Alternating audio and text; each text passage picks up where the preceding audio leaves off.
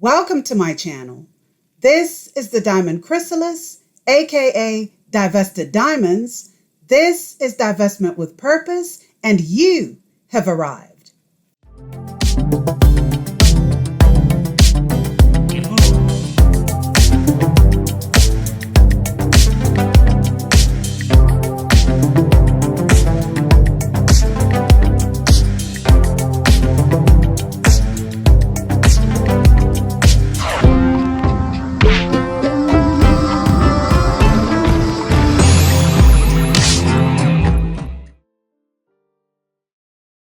Greetings and salutations, ladies. Thank you so much for joining me. Thanks for being here today.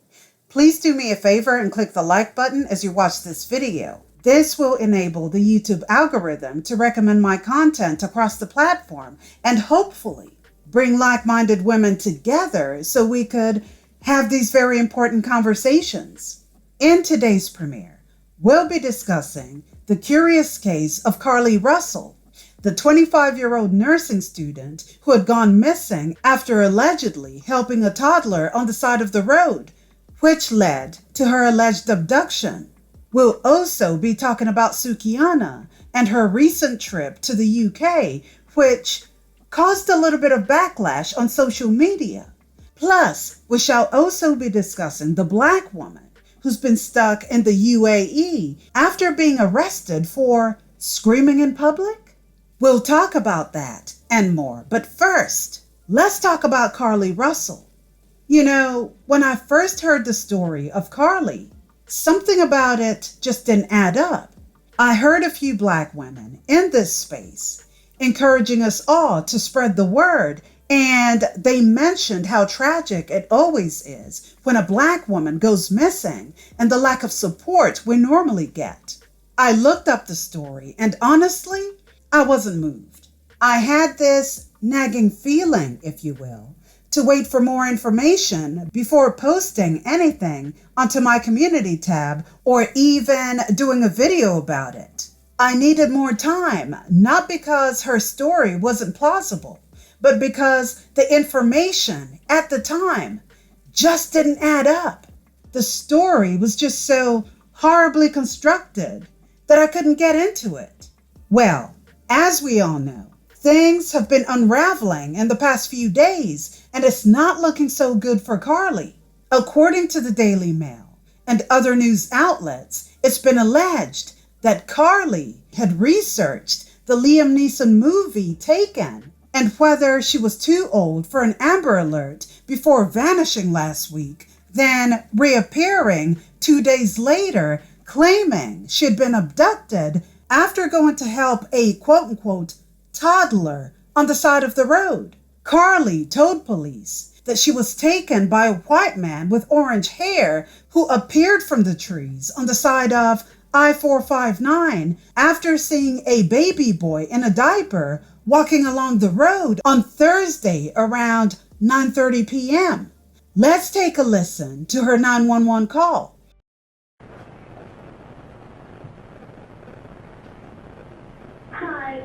On Interstate 459, and there is a kid just walking by themselves. Oh, hold on. Where on 459 are you?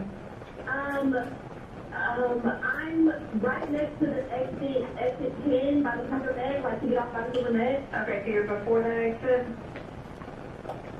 Yes. Okay, and were you headed southbound or northbound? Like towards Tuscaloosa or towards 280? Towards Tuscaloosa. Okay. And was the child on the left or right side? On the right side. Were they walking northbound or southbound? They're walking towards Tuscaloosa. Walking southbound? Or how old do they look? Like a toddler, maybe 3 or 4. Did you pull over with them? Are you still with them? Yes. Okay, are you with the child right now? No, I'm not. I didn't get out of the car. I can see them though. Do you mind staying and keeping an eye on them until we get there? Yeah, sure, yeah. Okay, what kind of car are you in? I'm in a red Mercedes-Benz. Is it a sedan or SUV? SUV. I mean, it's a sedan. Sorry. Can you put your hazards on for me? Yeah, they're on. Okay. Did you talk to the child at all, or did you say anything to them? No. No. Do they look like they're injured? No, they don't. Are they white, black, Hispanic, or Asian? They're white. Okay.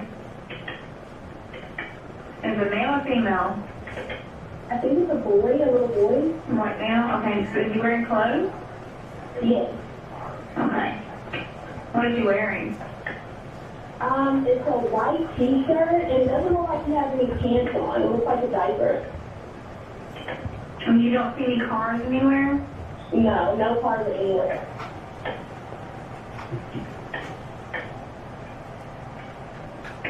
Okay.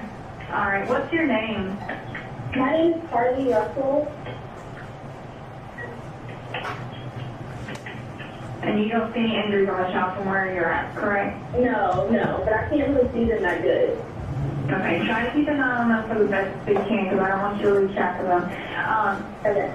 All right. And do they have shoes on? No. Shoes? Not that I can see. I can't really see that one. Okay. All right. I've got them on the way, okay? Just try to keep an eye on them. Officers are on the way, okay? Okay, thanks. Thank you. Okay, bye. Her disappearance attracted a lot of attention on social media, and police, along with some volunteers, participated in her search. Their efforts generated $62,000 in donations to Crime Stoppers. The attention that this case garnered up was more than it normally would be in cases of missing Black girls and women. She reappeared at her parents' house on Saturday night of July 15th, 49 hours after vanishing in what her parents described as a bad state. At a press conference on July 19th, Hoover police revealed new evidence that pointed to her disappearance as being a hoax. Let's take a listen. With their investigations. For that reason, we did not feel comfortable speaking in detail publicly until now. It is important that we share this information now so that our community can be put at ease.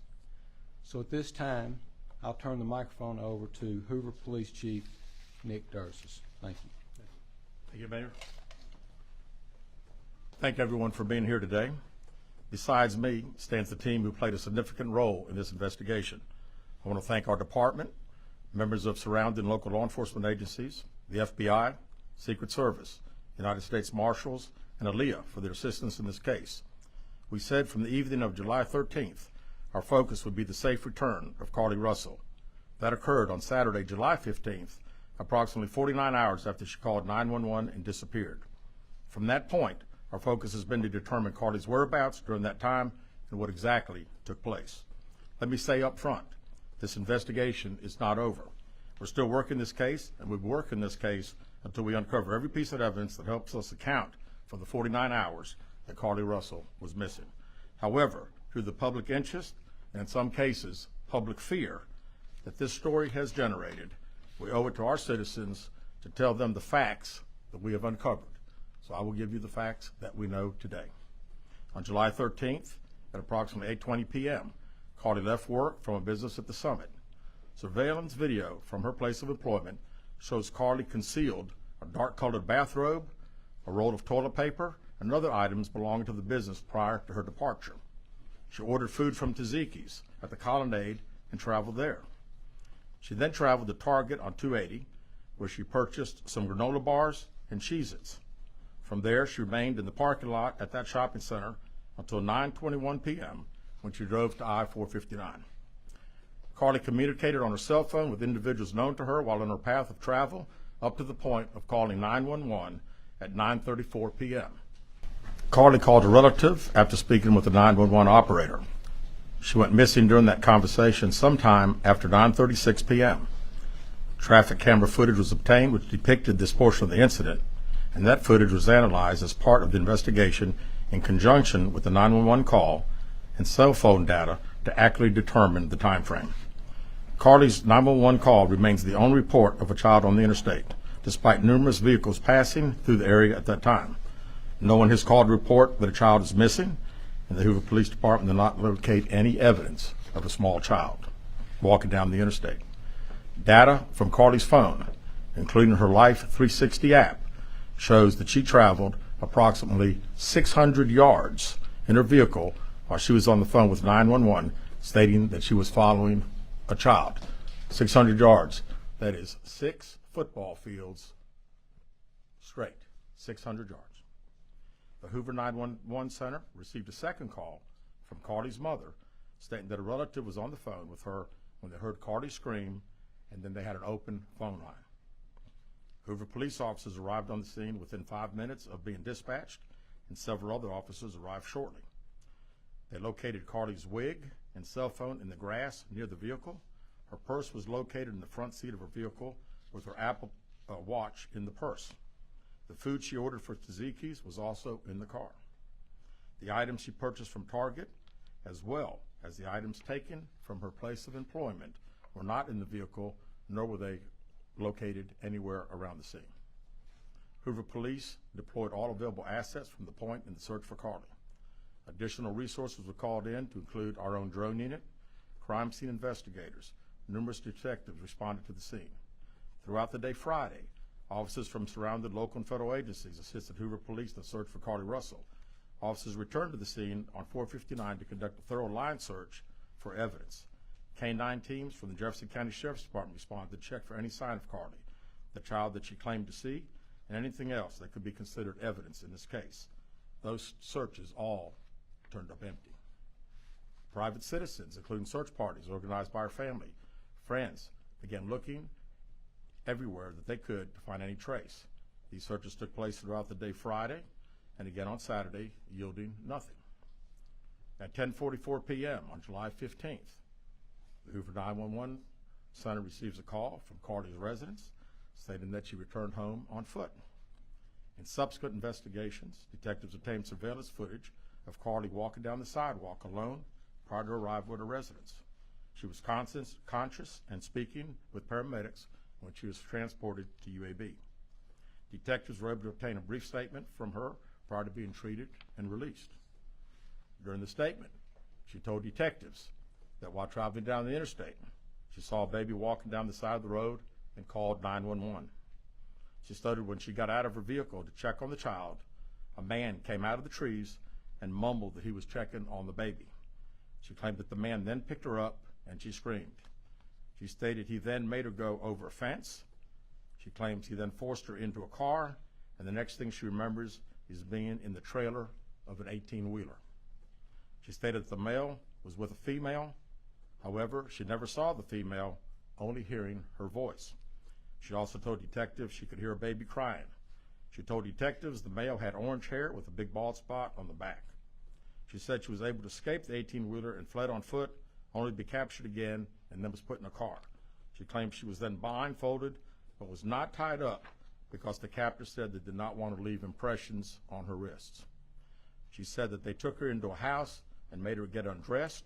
She believes they took pictures of her, but she does not remember them having any physical or sexual contact. She stated the next day she woke up and was fed cheese crackers by the female.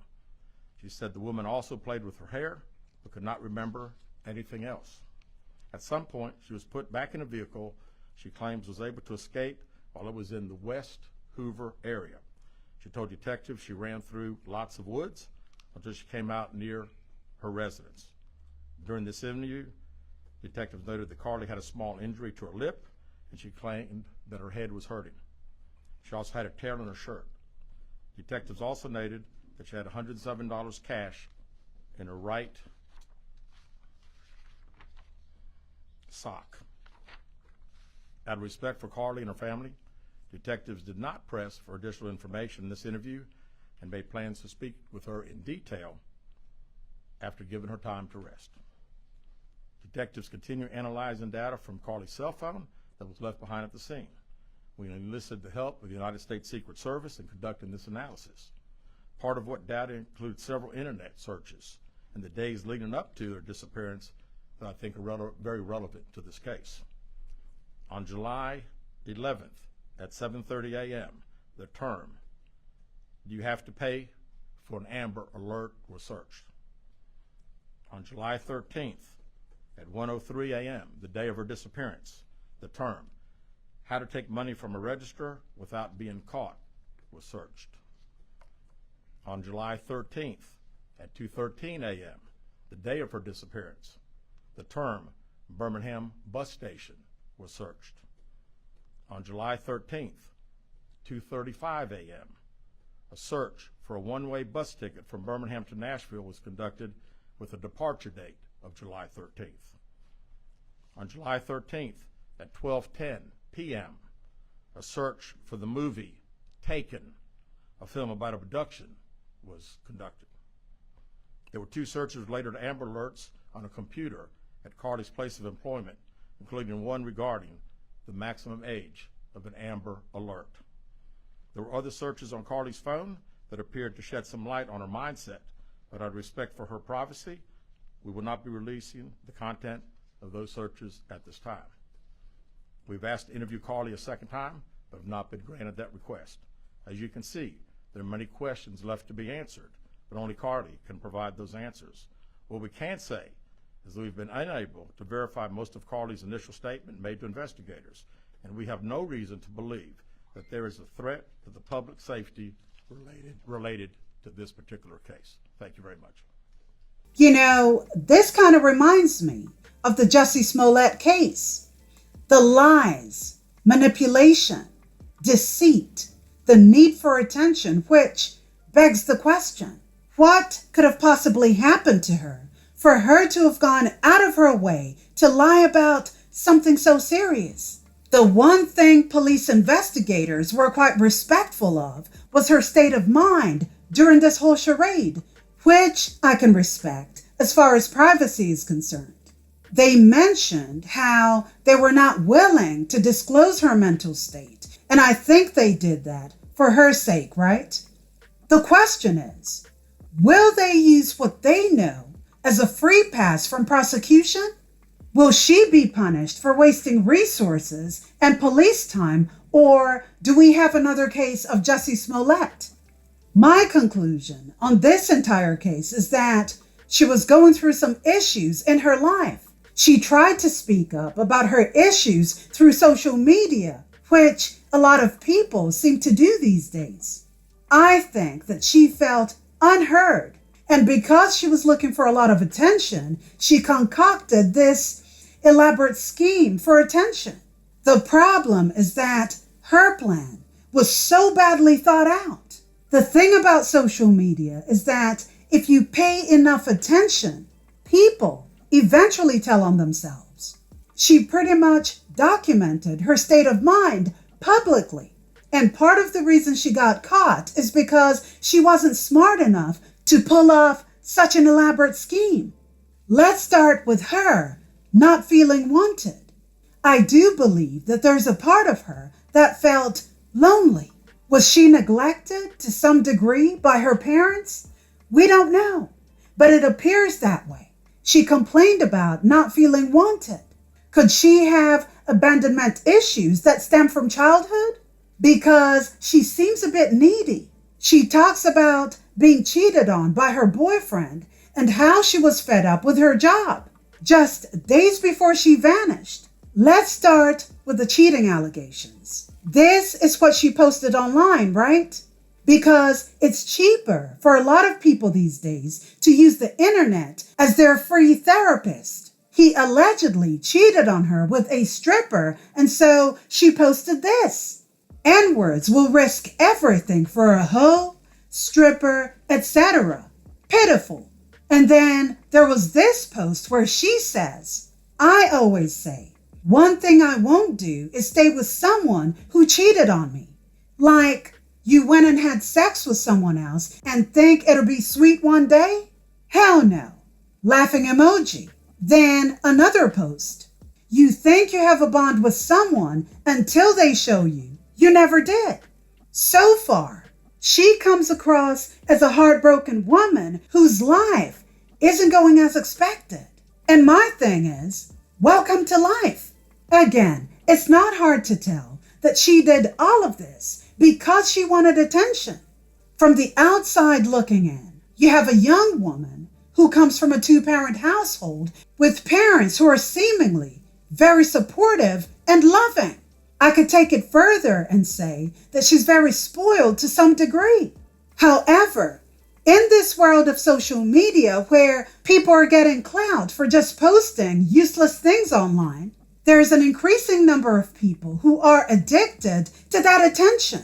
You can tell that she does get attention from some of her posts, and I wouldn't be surprised if every now and then she gets high off of that dopamine with the likes and internet strangers affirming her posts. But to some people, as was the case with her, that wasn't enough. Her hunger for attention is getting bigger and bigger, and so she goes on the internet to Google the Liam Neeson movie Taken, hoping to get some tips from that, possibly on how to disappear and cause commotion. She then looks up one-way bus tickets from Birmingham to Nashville. Additionally, she Googles Amber Alerts, attempting to see how much attention she would garner up if she were reported as missing. And then, she has a thought. Something dawns on her, right? She then realizes that there has to be an age restriction on that because that's normally associated with abducted children. Again, not much of a thinker because she doesn't stop to assess if someone would find all of this out should her plan fail. The thing is, she's not thinking about that because the only thing she cares about in that moment is attention, and desperate times call for desperate measures. More attention-seeking behavior is seen when she allegedly steals a bathrobe and toilet paper from her place of work. Now, let's go back to the stolen items. Does she need them? Most likely not, but she does it anyway for the thrill of it. She needs that dopamine. The thrill of almost getting caught, but getting away with it in the end, is always prevalent in people like Carlee. The final nail in the coffin is when she posted this to her social media on the day of her disappearance, just 1 hour before she calls police to tell them about the imaginary toddler who's taken a stroll on the side of the road wearing a t-shirt and a diaper. Her tweet says, "Yeah, I want a family now." Isn't it coincidental how, after tweeting that, this toddler that no one in the area had reported missing just magically appears, right? On the side of the road, just walking, alone. Now, she may not be the sharpest tool in the shed, but she knew in that moment that reporting that would cause panic. Everyone would be asking, right? Whose kid is this? It was so bizarre how all of these cars just drove by, and not one of these people reported having seen a child on the side of the road. She was the only one who had this magical vision to see this kid, and as if that wasn't enough, a white man with orange hair abducts her, along with a woman whose face she hadn't seen. She was blindfolded, fed, because you know they didn't starve her, right? Not sexually touched, but claims that they took pictures of her. And then somehow, just by sheer happenstance, she garnered up all this strength to escape. She ran through the woods and miraculously found herself closer to her parents' home. If you don't get the F out of my face with that. Listen, this world is full of crazy people. Some are clinically off their rocker. Some are attention whores looking for internet visibility. They will do anything and post anything to the internet for attention. This was nothing but a cloud-chasing girl who found herself in a relationship with a cheating neighbor, who then tried to use her disappearance for clout. And when it backfired, he scrubbed his social media of any posts that he had made in regards to this case. The parents, on the other hand, I believe, were blindsided. From the outside looking in, they seemed to care very much for their daughter. And so when they were faced with this unfortunate event, I believe they had no choice but to support their daughter's claims. I also think that at some point they found out she was lying, but kept that to themselves to protect their attention-seeking spawn. On a very serious note, this was truly disgusting. Black girls and women go missing all the time. Sex trafficking is very real. It's much more common than people would like to admit. And when black girls and women are abducted, very little is done about it. There's a disparity in the amount of media coverage between us brown girls and dominant society. When Gabby Petito went missing, her story was everywhere. Before we knew it, Lifetime had put a cast together and did a movie about it. What Brian Laundrie did to her was unconscionable. It was sad. But again, it's not surprising when women of dominant society get the attention or coverage that they get. All I'm saying is, it's not the same for black women and girls, except this time, it was different. Carlee's story got a lot of attention, not just nationwide, but internationally as well. There were people from all over the world hoping for her return, praying for her return, many well-wishers, people of different races. Donations were made. Social media influencers shared her story because most people thought she was truly in danger. Come to find out, it was all made up. And she did this out of loneliness, attention seeking, and the fact that the man that she chose to be with couldn't keep it in his pants. This is the type of behavior that has dire consequences for the collective of black girls and women. I mean, it's bad enough that when tragedy strikes, we don't get the concern that most other groups get. And the one time that police truly get involved and resources are poured into this black woman's situation, it all turns out to be a hoax. Black women may never have this level of concern again due to this case. She effed it up for those who truly need the help, real victims of such crimes. And she did all of this because she didn't feel loved? Please get help. Go to therapy. Unpack all those abandonment issues and insecurities and stop ruining it for everyone else. Disgusting. So I'm really not surprised that she's currently refusing to speak to police right now, but I really do hope that she gets charged for wasting police time and resources. Real victims who really need the help don't get this kind of attention. Most times, they're not lucky enough to show up on anybody's doorstep. What is wrong with her?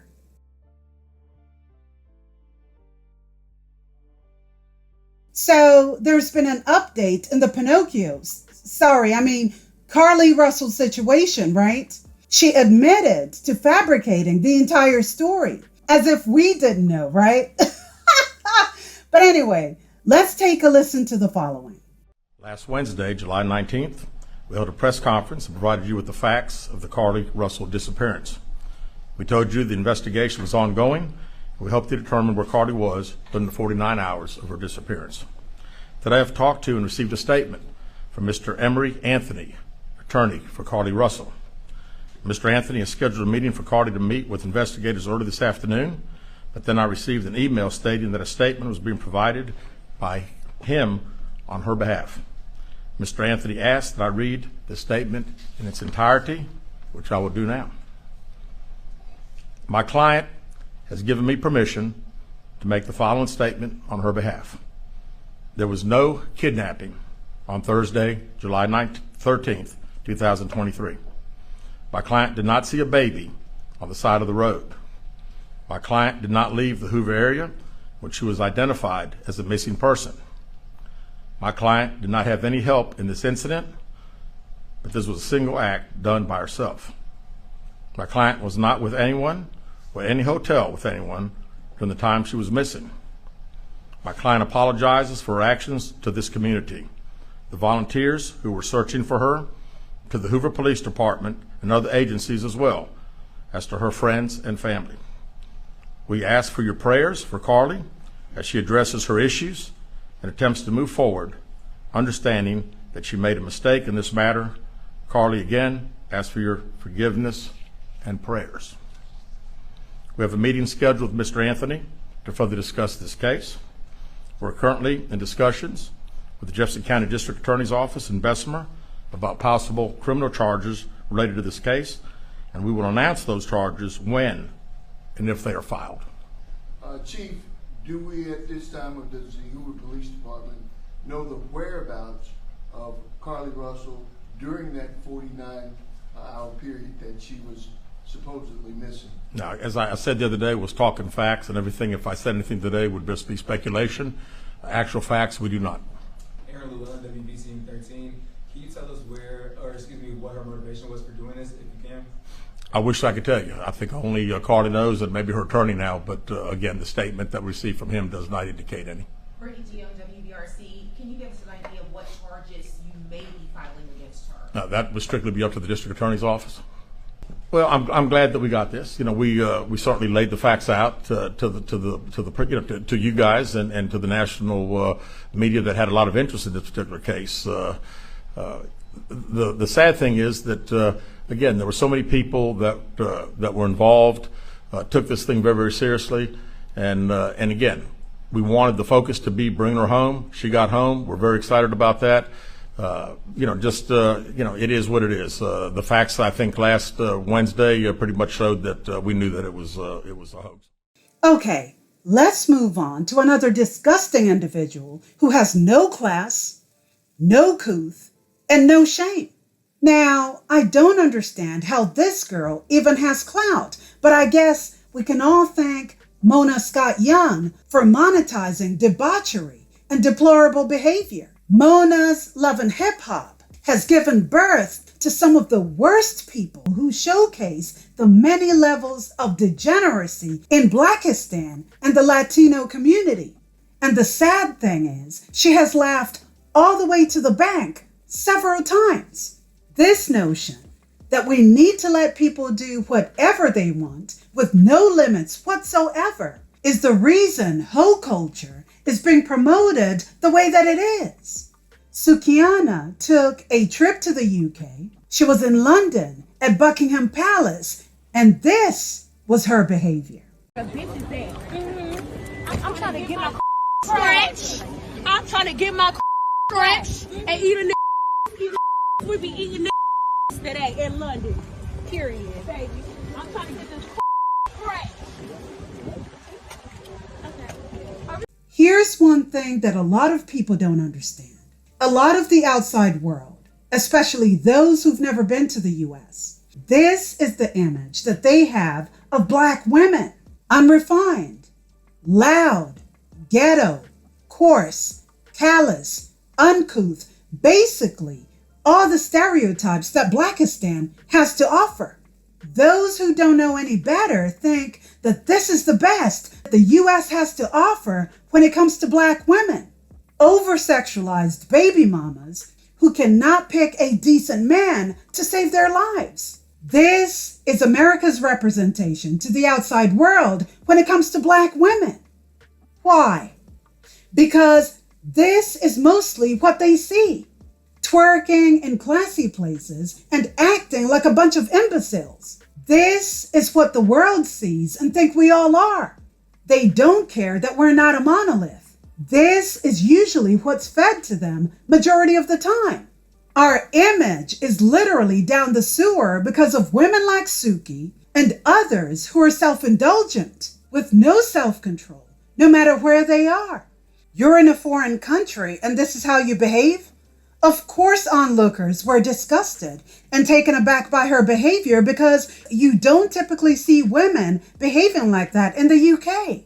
Now, I'm not at all saying that people in Britain are squeaky clean and nobody acts out of order, but this is not typical of people's behavior over there. British culture is quite subdued. Even on the trains, right? On public transport. A lot of people usually keep to themselves and mind their own business. I mean, sure, they have their fair share of crazies, but this is not typical behavior for a lot of people. And of course, people had something to say on social media. One commenter here says, "Them people are so appalled." Another says, "This is embarrassing." It sure is. Someone else says, "She had the poor lady scared. This is so embarrassing." All facts. And then she had the audacity to comment, "I love making Karens uncomfortable." What makes them Karens? Because they're white? Anyone at this point who exhibits that kind of behavior can be a Karen. Okay? Did they attack her in any way at all? It's so typical. You know, it's typical ghetto behavior where people look for provocation where there is none. This is not about making, quote unquote, Karens uncomfortable. This is about her and her insecurities in always seeking attention. She doesn't know when to stop. Sukihana has no shame. This is a woman who publicly gave her boyfriend fellatio, started choking on her boyfriend's eggplant on OnlyFans 3 years ago. She gagged, threw up on his eggplant, and continued devouring that thing. You can't make this ish up. She was then criticized for twerking on a little boy just last year, 2022. No morals, no respect, no boundaries. Some of these Black women are no different from a lot of these low vibrational BMs that we speak of. Same demonic energy, just female version. This is why we need to make it a habit and start distancing ourselves from these types of people socially and in every other way possible. They don't represent majority of us. The only thing that we have in common is racial identity. Her behavior does not represent all Black women, yet we're all judged based on people like her. We as Black women don't have the luxury of being judged on an individual basis. Not like other races of women. We're all put in one box and painted with the same brush because they do not care to hear what we're all about. Black women aren't and will never be a monolith. Yet this is who they see as a representation of Black women in America.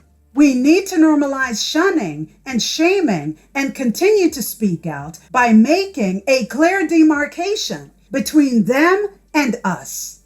Divest from these types. We're not the same. And women like Suki with a good coochie, that's what she calls herself, right? Women like her don't represent me or any of you fine ladies in the chat. This is not who we all are. And it's highly offensive for anyone to think we co-sign her and her behavior. Only women with her mindset are okay with what she does because you know what they say about birds of a feather.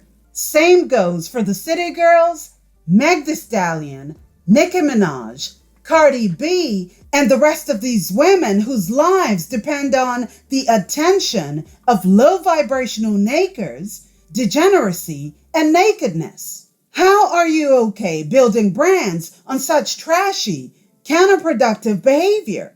I mean, sure, it makes the money, but all money ain't good money. Where is your integrity? No class and no self-respect whatsoever. But anyway, let's move on to Tiara Young Allen, the Black American San Diego native who used to live in Houston, Texas, who got arrested on charges of screaming in public. This woman is currently detained in the United Arab Emirates. She's been there for 2.5 months. So she's better known as the Sassy Trucker on her social media. She's 29 years of age and faces prison time for her conduct during an incident involving a male employee at a rental car firm. In May of this year, 2023, Tiara was vacationing with her friend in the UAE when she got into an accident. Neither was hurt, thank goodness. But Tiara became embroiled in a dispute with an employee at the rental company as she tried to retrieve her ID, credit card, and other personal items that she had left behind in the vehicle. The encounter, however, was captured on surveillance camera, and the footage is likely to be used as evidence. Tiara remains stuck in an Airbnb while police investigate allegations that, once again, she raised her voice to a male employee at a car rental company, following the dispute. And here's another thing. Her passport was confiscated, so in reality, she can't go anywhere. You know, this situation is extremely unfortunate. I can only imagine that after being involved in a car accident, her stress levels must have been through the roof. And I totally understand that part. I empathize with her when it comes to that. Thank goodness she's okay. Thank goodness she's still alive. I hope they're able to resolve this matter while taking into consideration her lack of knowledge for local customs and culture and the fact that she may not be very well versed on their laws. I wish her well and hope that they're able to forgive her because people make mistakes. People do genuinely make mistakes.